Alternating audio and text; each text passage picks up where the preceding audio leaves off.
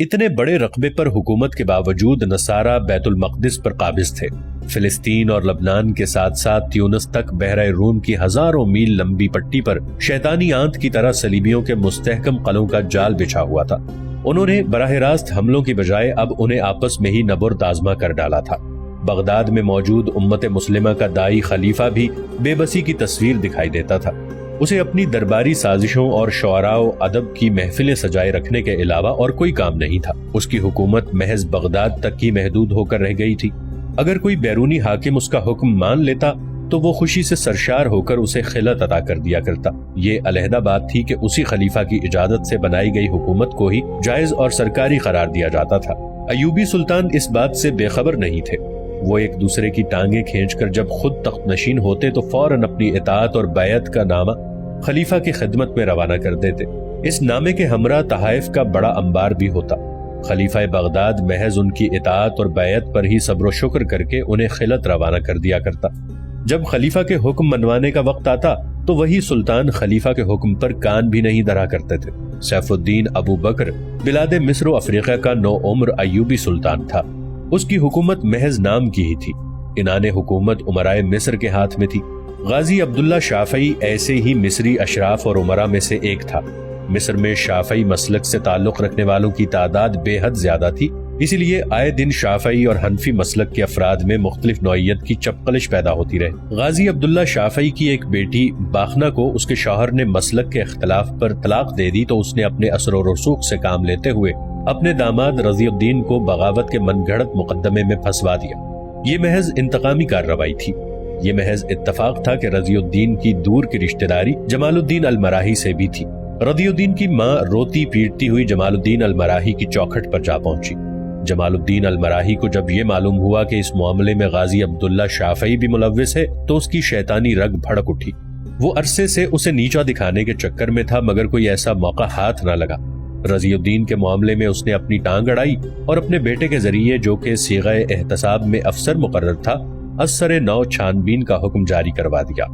رضی الدین پر چونکہ جھوٹا مقدمہ بنایا گیا تھا اس لیے چند ہی دنوں کی تحقیق اور تفتیش کے بعد اصل حقائق کی قلعی کھل گئی۔ غازی عبداللہ شافعی نے اپنے عہدے کا ناجائز اور بیجا استعمال کیا تھا۔ تمام چھانبین کے بعد جو رپورٹ تیار ہوئی اسے جمال الدین المراحی خود لے کر سلطان سیف الدین ابو بکر کے حضور پیش ہوا۔ بھرے دربار میں جمال الدین المراحی نے غازی عبداللہ شافعی کی ایک بے گناہ شخص پر من گھڑت مقدمے کی روداد اور ظلم و ستم ڈھانے کا واویلا اس قدر بیچارگی سے مچایا کہ سب امراء غازی عبداللہ شافعی کے خلاف اٹھ کھڑے ہوئے۔ غازی عبداللہ شافعی سر جھکائے لاچار کھڑا رہ گیا۔ اس کی اپنے حق میں پیش کی گئی صفائیاں بھی امرائے مجلس کا دل مطمئن نہ کر پائیں۔ بالآخر اس نے اپنی بیٹی پر کیے جانے والے ستم کا تذکرہ کرتے ہوئے یہ تسلیم کر لیا کہ واقعی یہ مقدمہ من گھڑت تھا مگر اس کا مقصد ظلم کرنا نہیں بلکہ احساس ذلت پیدا کرنا تھا تاکہ مستقل میں رضی الدین کسی دوسرے کی بیٹی کے ساتھ ایسا نہ کر پاتا۔ غازی عبداللہ شافعی کے اعتراف جرم نے جہاں سب کو ششدر کر ڈالا تھا وہیں کئی ایک امراء نے سلطان سیف الدین ابو بکر سے اس کی معزولی کی سفارش بھی کر دی۔ سلطان نے جب امراء کو باہم متفق دیکھا تو اس نے غازی عبداللہ شافعی کی معزولی کے ساتھ ساتھ اس کی قاہرہ سے بھی جلا وطنی کا حکم دے دیا۔ غازی عبداللہ شافعی کو برے دربار میں جو خفت اور خجالت اٹھانا پڑی تھی اس پر اندر ہی اندر جل بھن رہا تھا۔ اس نے جمال الدین المراحی کی جانب کینہ توز نظروں سے دیکھا تو جمال الدین المراحی کے چہرے پر اس کے لیے استہزائیہ مسکان سجی ہوئی تھی۔ جمال الدین المراحی نے اپنی راہ کا ایک اور کانٹا ہٹا دیا تھا۔ وہ بلاد مصر پر اپنے اختیارات مستحکم کرنے کے ساتھ ساتھ سلطان مصر کو بھی اپنے دام میں پھانسنے کا خواہش مند دکھائی دیتا تھا۔ ایک شام بیبرس نجم الدین ایوب کے پاس چلا آیا اور اس کی نشست کے پہلو میں خاموشی سے بیٹھ گیا۔ نجم الدین ایوب کسی گہری فکر میں مبتلا تھا۔ خفیف سی حرکت محسوس ہونے پر اس نے سر گھما کر اس کی جانب استفہامیہ نگاہوں سے دیکھا۔ آقا، بیبرس ہچکچاتے ہوئے بولا، ہم یہاں کب تک یوں ہی پڑے رہیں گے؟ نجم الدین ایوب اس کی بات سن کر دھیما سا مسکرایا۔ اس کی مسکراہٹ میں کڑے وقت کی سب تلخیاں عود کرائی تھیں۔ وہ بڑی اپنائیت کے ساتھ اپنے ہاتھ سے بیبرس کا سر سہلانے لگا۔ بیبرس، تم دوسروں کے دکھ درد جلد محسوس کر لیتے ہو۔ میں بخوبی جانتا ہوں کہ تمہارے سینے میں ہر وقت خیرخواہی اور وفاداری کے جذبات کا سمندر موجزن رہتا ہے۔ مجھے یہ بھی احساس ہے کہ تم سے میری یہ بیچارگی اور صعوبت زدہ زندگی برداشت نہیں ہو پا رہی مگر قدرت کی جانب سے کبھی کچھ ایسے مواقع آتے ہیں کہ جن کے سامنے انسان بالکل بے بس اور لاچار ہو کر رہ جاتا ہے۔ امور جہاں بانی بھی کچھ اسی طرح سے ہیں۔ बाखुदा मुझे लोगों या उनकी जमीनों पर हुकूमत करने का कोई शौक नहीं है, और ना ही मैं जाहो हशमत का दिलदादा हूँ। मुझे तो सिर्फ दीन इस्लाम के हरीफों का हर वक्त धड़का लगा रहता है, जो हमारे अकब से बदस्तूर अपने घिनौने वार किए जा रहे हैं। मुसलमान उनकी पसे पर्दा अय्यारियों और मजमूनाना हरकत से बेखबर है। वो उन्हें जलील व खार करके इस सरजमीन पर कब्जा जमाने की फिक्र में है। यहाँ उन्हें अपने मजहबी मकामात से भी कोई दिलचस्पी नहीं, और ना ही वो खुद को मजहब के दायरे में मुक़य्यद करना चाहते हैं। उनकी हरीसाना निगाहें सिर्फ यहाँ की तिजारत, पैदावार और मालो मता पर जमी हुई है। ये सरजमीन उनके लिए सोना उगलती है, जो उन्हें अपने मुमालिक में नहीं मिल सकता। मुसलमान हकीकत को जानने की बजाय बदस्तूर अपनी आंखें मूंदे हुए हैं। इनमें से कुछ ऐसे हैं जिन्हें महज अपनी सल्तनत की हुदूद बढ़ाने की हिर्सो तमा है, और वो अपनी नफसानी ख्वाहिशात के गुलाम बन चुके हैं। नजमुद्दीन अय्यूब की आवाज भराने लगी। उसने तवक्कुफ किया और एक निगाह बैबरस पर डाली। बैबरस की आंखें भी उसके कर्बजदा लहजे से नम आलूद हो चुकी थी। नजमुद्दीन अय्यूब ने गहरा सांस लिया और अपनी नशिस्त से टेक लगाकर दोबारा गोया हुआ। बैबरस, तुम शायद ये जानना चाहते हो कि हम यहाँ से कब निकलकर वापस अपने महलों में पहुंचेंगे। तो ये बात याद रखो कि हमारा मुल्क वही है जहाँ हम इस वक्त मौजूद हैं। यही जिंदान खाना हमारा महल है। दुश्मनों से तो मुकाबला किया जा सकता है, मगर मशीयत एज़दी के खिलाफ एक कदम भी नहीं उठाया जा सकता। हम अगर यहाँ पड़े हैं तो ये मशीयत एज़दी का ही फैसला है, मगर हमारी नीयत साफ है, इसलिए हमें जल्द ही इसका अजर मिलेगा। हम चूंकि दुश्मनाने इस्लाम के जानी दुश्मन हैं, इसलिए हमारी मदद गैब से की जाएगी। दीने इस्लाम के लिए हमारी ये खिदमत ही हमारा अव्वलीन मकसद होना चाहिए। महल की ऐशो इशरत एक दिन यहीं रह जाएगी। बस ये दुआ किया करो कि अल्लाह ताला हमें अपनी राह में लड़ते हुए शहादत की मौत नसीब करे और आखिरत में अपने हुजूर सुरखरू रखे। आका, बैबरस सर झुकाए बोला, आप वाकई अजीम इंसान हैं। आपकी आंखों में दीन के लिए जो जज्बा मैंने देखा है वो पहले मुझे कभी दिखाई नहीं दिया। इंशाअल्लाह आप अपने मकासद में कामयाब होंगे और मुझे हर जगह अपना मुहाफिज और मुआविन पाएंगे। तुम मेरी फिक्र छोड़ो, उन लोगों का ख्याल रखो जिन्होंने हमारे साथ गुलामी की जिंदगी को तरजीह दी है। अगर वो चाहते तो हमारा साथ छोड़कर आज आजादी की फजा में सांस ले रहे होते। मुझे अपने अमजाद से भलाई की बिल्कुल तवक्को नहीं है। आप बिल्कुल फिक्र तरद्दुद न करें। वो सब अपने फेल पर मुतमईन हैं और आराम की जिंदगी बसर कर रहे हैं। उन्हें जरा भी मलाल नहीं कि वो मुक़य्यद हैं। कोई नई खबर तो नहीं पहुंची? नहीं, दमिश्क पर बदस्तूर अमादुद्दीन इस्माइल का ही कब्जा है। लोगों को इस बात से कोई गरज नहीं कि उनका हाकिम बदल गया है। उमराए रियासत भी इसी की चापलूसी में लगे हैं। उमरा की बात छोड़ो, वो तो अपनी गरज और ना खत्म होने वाली ख्वाहिशात के गुलाम हैं। जहां से उनकी झोली में कुछ पड़ा, बस उसी का कलेमा उनकी जबान पर आया। नजमुद्दीन अय्यूब मुंह बनाते हुए बोला। बैबरस उसके चेहरे पर छाई हुई यासियत देखकर जहां मगमूम हो रहा था, वहीं उसे महसूस हुआ कि उसका आका अब तन्हाई चाहता है। लिहाजा उसने वहां से उठने में जरा तामुल से काम नहीं लिया और वहां से निकल आया। तरह तरह के ख्यालों के हुजूम में गर्क बैबरस बालाई मंजिल के आखिरी हिस्से की जानिब बढ़ता चला गया। अचानक किसी की सरगोशी नुमा आवाज ने उसे चौंका दिया। ये उसकी तरबियत का खासा था कि वो अजनबी सरगोशियों से फौरन होशियार और चौकन्ना हो जाया करता था। बिरकाई खान गुज़िश्ता कई दिनों से पहाड़ों और दूर दराज के कबायली इलाकों में मुसलसल महवे सफर था। वो मतीउद्दीन की तलाश में कोना कोना छानता फिर रहा था। उसके हमरा सिपा का दस्ता भी उसके जारहाना अंदाज से खासा बदगुमान दिखाई देता था। ये पहली मर्तबा था कि उसके सब अंदाजे गलत साबित हो रहे थे। उसने तलवारें और बड़ी जंजीरें काटने वाली तमाम बड़ी कैंचियों के मालिक कबाइल पर अचानक छापे मारे, मगर उन्हें मतीउद्दीन या सुरखों के कबीले में होने वाली वारदात का कुछ इल्म नहीं था। बरकाई खान अपनी लगातार नाकामी पर जिच होकर रह गया। उसे खदशा था कि कहीं वो मंगोलों के मुसलमानों से तासुब का निशाना न बन जाए। अलबत्ता उसे ये हैरत जरूर थी कि वो कौन सा शख्स था जिसने अपनी जान जोखों में डालकर मतीउद्दीन को सुरखों के चुंगल से उड़ा लिया था। दूसरा, उसे मतीउद्दीन से क्या मतलब हो सकता था। एक जगह रुककर कड़कती धूप में बरकाई खान ने सरसब्ज वादी में खैमे लगवाए। सिपाह ने मजबूरन खैमे गाड़ते हुए कीनातोज निगाहों से बरकाई खान को देखा, जबकि बरकाई खान ने उनकी इस हरकत जरा सा भी रद्द अमल नहीं दिखाया। सिपाह का कमांडर खैमे लगवाकर बरकाई खान के पास चला आया। बरकाई खान ने उस पर उचटती निगाह डाली। खानजादे, कमांडर अपनी आदत के तहत चीखते हुए लहजे में गोया हुआ, इस बेकार की सैरो सियाहत से मैं और मेरे सिपाही तंग आ चुके हैं। तुम्हें किस चीज की तलाश है? इस बारे में तो हमें कोई वाज़े इल्म नहीं, मगर सिपाह के साथ तुम्हारा सुलूक नारवा है। तुम अच्छी तरह जानते हो कि सिपाह का मिजाज क्या होता है। इसके बावजूद तुम उन्हें यूं घसीटते फिर रहे हो जैसे ये तुम्हारे मुजरिम हैं और तुम उन्हें कोई सजा देना चाहते हो। कमांडर, बरकाई खान उसकी जानिब शोलाबार नजरों से देखता हुआ सख्त लहजे में बोला, मेरे साथ बात करते हुए तुम्हें अपनी हुदूद में रहना चाहिए। तुम्हारा लहजा हद से ज्यादा गुस्ताखाना है। मैं चाहूँ तो तुम्हें इस बात की सजा इसी खौफनाक वीराने में दे सकता हूँ, और तुम अच्छी तरह जानते हो कि कानजादों से गुस्ताखी की सजा क्या हो सकती है। मेरा मतलब ये नहीं था। वो लम्हा भर में मिमिया उठा, पल भर में उसकी सारी अकड़ गायब हो गई। मैं अच्छी तरह जानता हूँ कि तुम्हारा मतलब क्या है। क्या तुम मुझे देख नहीं रहे कि मैं तुम्हारे साथ बराबर ये सौबत काट रहा हूँ? मुझे कोई शौक नहीं कि वीराने में मारा मारा फिरता फिरूं। मुझे अपने दोस्त की तलाश है जो किसी कबीले की कैद में है, और मैं ये भी नहीं जानता कि वो किस कबीले की कैद में हो सकता है। महज शक की बुनियाद पर मैं उसकी तलाश में सरगर्दा हूँ। अगर तुम में मजीद हिम्मत बाकी नहीं रही तो मेरी जानिब से तुम्हें खुली इजाजत है कि तुम वापस अपनी सिपा को लेकर सराय लौट जाओ। हम वापस नहीं लौट सकते। हमें यह हुक्म दिया गया है कि हम हर कीमत पर आपके हमरा रहें, और जब भी आप वापस लौटें तो आप हमारे हमरा हों। कमांडर का लहजा खासा बदल गया था। मैं काने आजम से इस बारे में खुद बात कर लूंगा। तुम खाने पीने का जरूरी सामान और 2 घोड़े यहाँ छोड़ दो। जिस कदर चाहो आराम करो और उसके बाद वापस लौट जाओ। कल सुबह तक तुम सराय पहुंच जाओगे। बिरकाई खान ने लापरवाही से कहा, आप यहाँ तन्हा रह जाएंगे। मैं कोई बच्चा नहीं हूँ। अपनी हिफाजत करना मुझे खूब आती है। हम खाकाने आजम को वापस जाकर क्या जवाब देंगे? उसने सरासीमगी के आलम में पूछा। ये मेरा मसला नहीं है। वो कुछ नहीं बोला, बस खामोशी से अपने खेमे की जानिब लौट गया।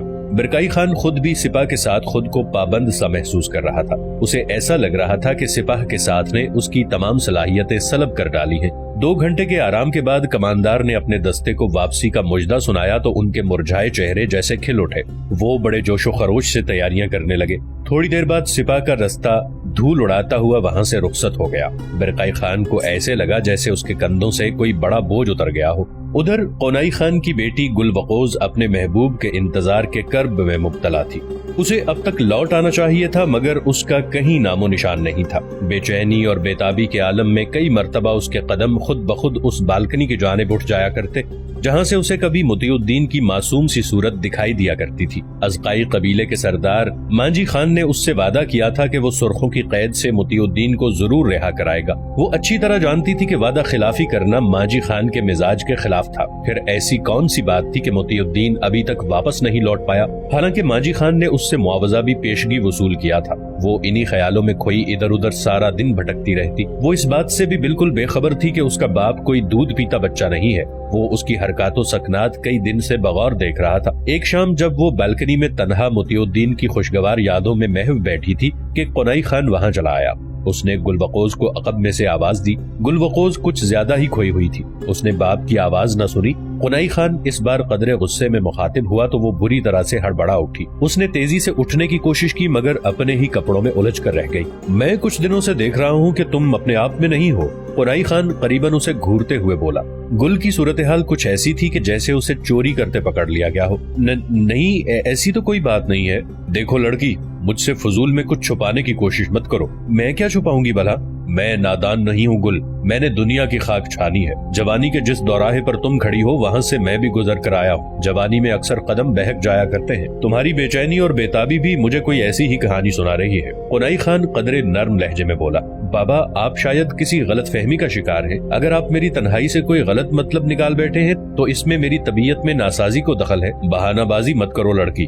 मैं अच्छी तरह जानता हूँ कि जवानी के बहानों में खराबी तबीयत का सहारा लिया जाता है। वो तमस्खुराना हंसा। उसके लहजे में गहरा तंज आया था। गुलवकोज अपनी जगह पहलू बदल कर रह गई। देखो, अगर तुम्हारा दिल किसी पर आ गया है तो उसका नाम मुझे बता दो। मैं तुम्हारा बाप हूँ, कोई दुश्मन नहीं। वैसे भी तुम्हारी उम्र अब शादी की हो रही है। अगर तुम्हारी माँ आज जिंदा होती तो ये बातें वही पूछती। सौतेली माएं भलाई नहीं बुराई सोचा करती हैं। इसलिए मैंने ये फैसला किया है कि तुम्हारी राय को फौकियत देना चाहिए। गुलवकोज का चेहरा हया की सुर्खी से सुर्ख होने लगा। वो निगाहें नीचे किए खामोश बैठी रही। क्या उसका ताल्लुक अज़काई कबीले से है? कोनाई खान ने कदरे तवक्कुफ से अचानक सवाल किया। गुलवकोज हैरत से गिरते गिरते बची। ठीक है, मैं समझ गया। नहीं, आप गलत समझे हैं। गुलवकोज बेअख्तियारी के आलम में तेजी से बोलती चली गई। कोनाई के चेहरे पर मुस्कुराहट की तहें दबीज होने लगी जैसे वो उसकी हालत से महजूज हो रहा हो। मैं यही जानने की ख्वाहिश के लिए यहाँ आया हूँ। कोनाई खान का लहजा बेहद मुशफ़िकाना था। ऐसी वैसी कोई बात नहीं है, वो बेदिली से बोली। उसका हाथ लगातार पल्लू से खेलने में मसरूफ था। उसके दिल पर अजीब सी गुदगुदी तारी थी। वो अपना मुद्दा जबान पर लाना भी चाहती थी मगर उसे हिम्मत नहीं हो रही थी। तो तुम अज़काई कबीले में क्या करने गई थी? कोनाई खान ने इस बार कदरे तल्ख लहजे में पूछा। इस पेचीदा सवाल के बारे में गुलवकोज के पास कोई वाज़ेह जवाब नहीं था। वो अपने जहन में लफ्जों को तरतीब देने की कोशिश करने लगी। तुम खामोश क्यों हो? कुनाई खान उसकी चुप पर झंझला उठा। मेरे पास इस बात का कोई जवाब नहीं है कि मैं अज़काई कबीले में क्यों गई थी। अगर मैं ये कहूँ कि ये महज इत्तफाक था, मैं सैर की नीयत से घर से निकली थी कि मेरा घोड़ा बेकाबू हो गया और जब तक वो थका मैं अज़काई कबीले पहुंच चुकी थी। मैं कुछ देर के लिए वहां सस्ताने की नीयत से रुक गई थी। अगर मैं ये कहूँ कि ये सब इत्तफाक था तो शायद आप यकीन नहीं करेंगे। मेरा ख्याल है कि तुम इस वक्त इस बारे में कुछ बताना नहीं चाहती। मैं फिलहाल जा रहा हूँ, इस मौजू पर फिर दोबारा बात होगी। तुम इस बारे में अच्छी तरह गौर व खोज कर लो। हाँ, एक बात कान खोल कर सुन लो, मैं जल्द अज जल्द तुम्हारी शादी तय करने वाला हूँ। वक्त जाया करना तुम्हारे हक में बेहतर नहीं होगा। कुनाई खान ने फैसला कुन लहजे में कहा और वहाँ से रुखसत हो गया। गुलबकूज अपने बाप के आखिरी अल्फाज पर परेशान हो गई थी। वो काफी देर तक सकते के आलम में गुमसुम बैठी रही। उधर मुतियुद्दीन वहाँ से खामोशी के आलम में अपने खेमे में लौट आया था। उसका जहन मुसलसल उधेड़ बुन का शिकार था। गुल गुल ये नाम लगातार उसके जहन पर हथौड़े की तरह ज़रबे लगा रहा था। ये सब क्या था? क्या वाकई गुलबकूज ने दरिंदा सिफत कबीले से उसकी जान खुलासी कराने में मुआवनत की थी? मगर कैसे? मुतियुद्दीन का दिमाग फटने के करीब हो चुका था। सवालात की लंबी कतार उसके दिलो दिमाग में सरायत किए हुए जा रही थी, जिससे रूह में तिश्नगी का आलम बढ़ता जा रहा था। उसने कई बार इन सोचों का धारा मोड़ने की कोशिश की, मगर हर बार नाकामी ही उसका मुकद्दर बनी। अचानक उसके जहन में एक ख्याल बिजली की मानिंद कौंधा। यही हो सकता है। वो जेरे लब बुड़बुड़ाया। यकीनन मैंने मदहोशी के आलम में गुलबकूज के बारे में कोई जुमला कहा होगा, जिसकी इत्तला सरदार मांझी खान को दी गई होगी। इसने मुझे सिर्फ इसी नाम पर ही यहाँ रोकने की कोशिश की है। उसने गुल कहकर मेरी दुखती रग पर हाथ तो डाल दिया है, मगर उसने पूरा नाम नहीं लिया। हो सकता है कि सुनने वाले को सिर्फ गुल ही समझ आया हो। यकीनन यही बात होगी। एक गहरा सांस उसके होंठों से खारिज हो गया। वो खुद को यूं बेवकूफ बनते देखकर खुद ही मुस्कुराने लगा। सरदार मांझी खान, तुम भी कमाल के दाव पेच खेलते हो।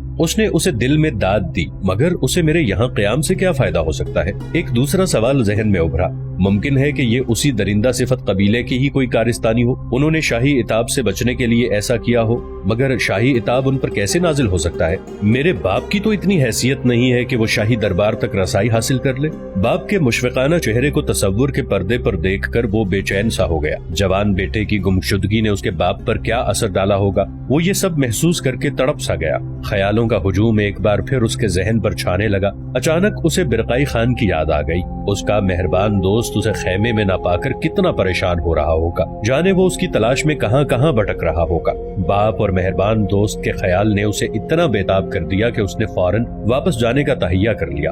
उसे अज़काई कबीले से फरार होने के लिए किसी तदबीर का सहारा मतलूब था। दूसरी तरफ बेबरस ने तेजी से इधर उधर देखा। दबी दबी सी आवाजें आखिरी हिस्से में मौजूद एक छोटे से कमरे से आ रही थी। वो चुपके से आगे बढ़ा और दरवाजे में मौजूद छोटे से सुराख में से अंदर झांकने लगा। अंदर जो कोई भी था वो उसे वाज़े तौर पर दिखाई नहीं दिया। उसने आवाजों पर गौर किया तो मालूम पड़ा कि उनमें से एक आवाज उसके तुर्क उस्ताद और आका के सबसे वफादार गुलाम अबू खुवैलद की है। दूसरी आवाज कुछ अनजानी सी लगी। उसने बतेरी कोशिश की कि आवाजों का मफहूम समझ में आ सके, मगर उसके पल्ले कुछ नहीं पड़ रहा था। अलबत्ता एक आध दफा नजमुद्दीन अय्यूब का नाम लिया गया था, जो उसकी समात में उतर गया था। उसने लम्हा भर में फैसला किया और अंदर कमरे में चला गया। अंदर मौजूद साहिबान चौंक कर उसकी जानिब देखने लगे। शायद बेबरस की आमद उनकी तवक्को के खिलाफ थी। बेबरस ने तेज निगाहों से उनकी जानिब देखा। कमरे में रोशनी ज्यादा नहीं थी। दीवार पर आवेजा मशल की मलगजी ज़दा रोशनी माहौल को मजीद पुरअसरार बनाए हुए थी। एक छोटी सी लकड़ी की मेज के गिर्द 3 अफराद बैठे हुए थे।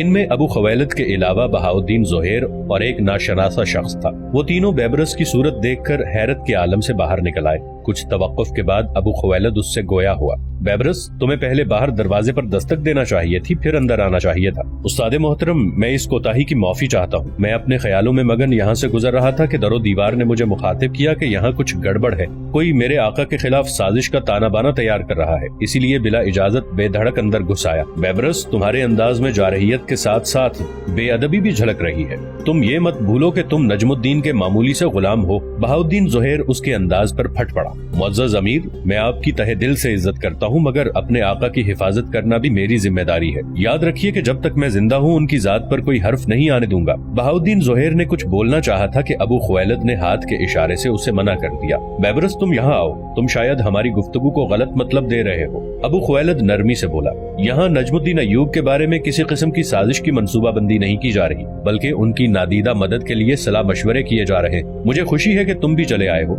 यकीनन हम इकट्ठे बैठ कर कोई उम्दा लाहे अमल तैयार कर सकते हैं। अबू खुवैलद के चेहरे पर छाई हुई सच्चाई की झलक देखकर वो लम्हा भर के लिए खुद को मुतमईन करने में कामयाब हो गया। बैबरस ने भी आगे बढ़कर उनके बराबर नशिस्त संभाल ली। दूसरी जानिब गाजी अब्दुल्ला शाफई को काहिरा से रुस्वा करके निकाला गया था।